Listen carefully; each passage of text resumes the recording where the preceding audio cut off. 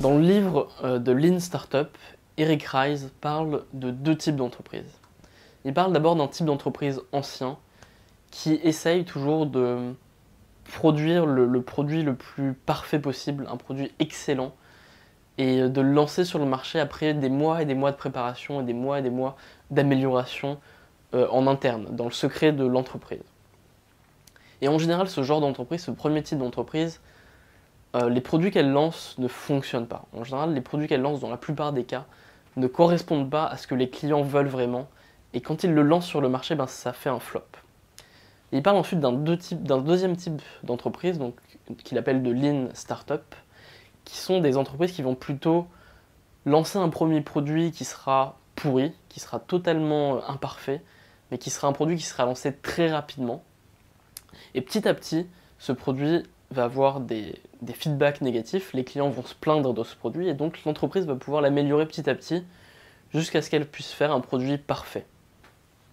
Et ce qu'il explique avec Eric Ries, c'est qu'aujourd'hui, les entreprises qui marchent le mieux, en particulier dans le business sur Internet, les entreprises qui marchent le mieux, c'est celles qui lancent un produit mauvais et imparfait très rapidement, qui reçoivent du feedback, qui l'améliorent, qui reçoivent encore du feedback, qui l'améliorent, et qui sont toujours dans cette relation d'avoir un maximum de retours de la part de leurs clients pour améliorer leur produit et pas faire un produit parfait dès le début. Eh bien, cette leçon de la Lean Startup s'applique totalement à la drague. Il y a deux manières de faire, il y a deux approches si vous voulez commencer à apprendre à draguer. La première approche, c'est de se lancer directement avec le peu que vous savez et essayer directement de faire des rencontres et avoir un maximum de feedback négatif, avoir un maximum de râteaux pour savoir comment vous améliorer.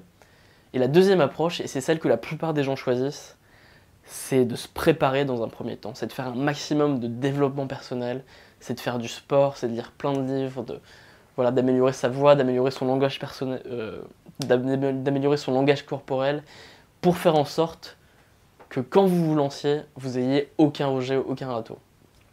Et le problème, c'est que cette deuxième approche, elle ne marche pas. Les types qui se préparent des mois et des années avant de se lancer, le jour où ils se lancent, ils se prennent une grosse claque parce que ils ont tellement eu peu de feedback négatif, ils ont eu tellement peu de retours de la part des filles qu'ils ne savent pas si ce qu'ils ont fait pendant des années c'était utile ou non. Et donc si vous décidez de faire du développement personnel avec l'idée que ça va vous permettre de draguer des filles, mais que vous ne draguez pas encore des filles et que vous attendez et que vous remettez ça à plus tard, si vous faites ça, le problème c'est que quand vous déciderez de vous lancer, vous allez être vraiment déçu parce que vous aurez perdu beaucoup de temps à faire les mauvaises choses. Et donc il vaut mieux se lancer directement, il vaut mieux que vous vous lanciez directement, que vous fassiez en sorte de vous prendre au début des râteaux, c'est pas grave, et d'avoir comme ça ce feedback négatif pour savoir comment faire pour vous améliorer. Parce qu'en fait, l'apprentissage de la drague, c'est, disons, 10% de théorie et 90% d'ajustement. Quand on vous dit qu'il faut être, par exemple, qu'il faut avoir un regard un peu fixe quand vous regardez une fille, qu'il faut avoir des gestes confiants, qu'il faut parler en projetant votre voix assez bien, c'est important, mais si vous ne le mettez pas en pratique, vous saurez pas comment le faire juste assez. Vous allez le faire soit insuffisamment, ou alors vous allez le faire trop et ça va faire peur. Je connais beaucoup de gens qui disent qu'ils font du développement personnel, et en général ça donne quelque chose d'assez étrange. Ça donne en quelque sorte des monstres du développement personnel. C'est-à-dire des gens qui... Ça m'est arrivé de rencontrer des gens qui me regardent dans les yeux pendant des heures et des heures, qui me fixent comme ça dans les yeux, et qui pensent que ça fait d'eux des mecs confiants et des mecs, je sais pas, charismatiques, alors que non, ça fait juste peur quand vous regardez trop quelqu'un dans les yeux. De la même manière, t'as des types qui parlent trop fort, t'as des types qui sont toujours souriants à tel point que c'est faux.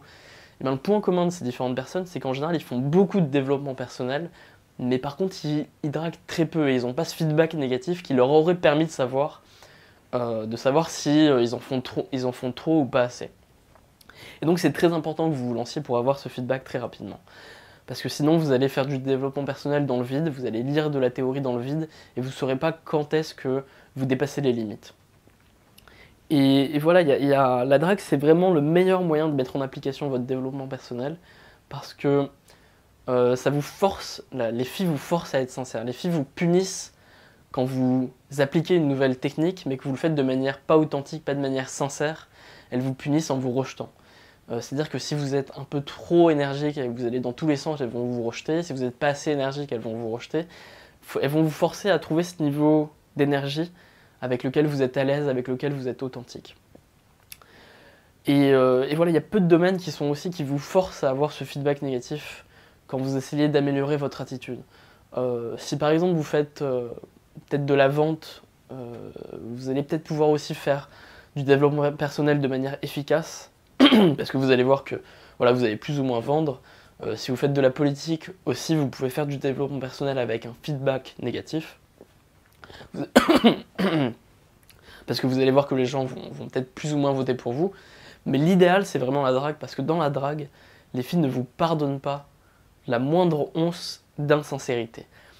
Quand vous essayez de vendre quelque chose, finalement, vous attendez pas beaucoup d'engagement de la part des gens. Alors que quand vous essayez de coucher avec une fille, le niveau d'engagement que vous attendez de sa part est vraiment important. Vraiment, vous essayez de lui donner l'envie d'être seul avec vous et de coucher avec elle. Vous ne pourrez pas vouloir un niveau d'engagement plus important de sa part. Et du coup, les filles sont extrêmement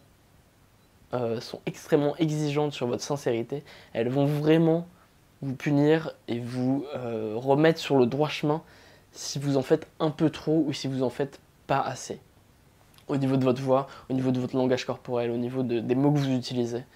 Et c'est pour ça que c'est important de vous lancer directement et d'arrêter de vous préparer.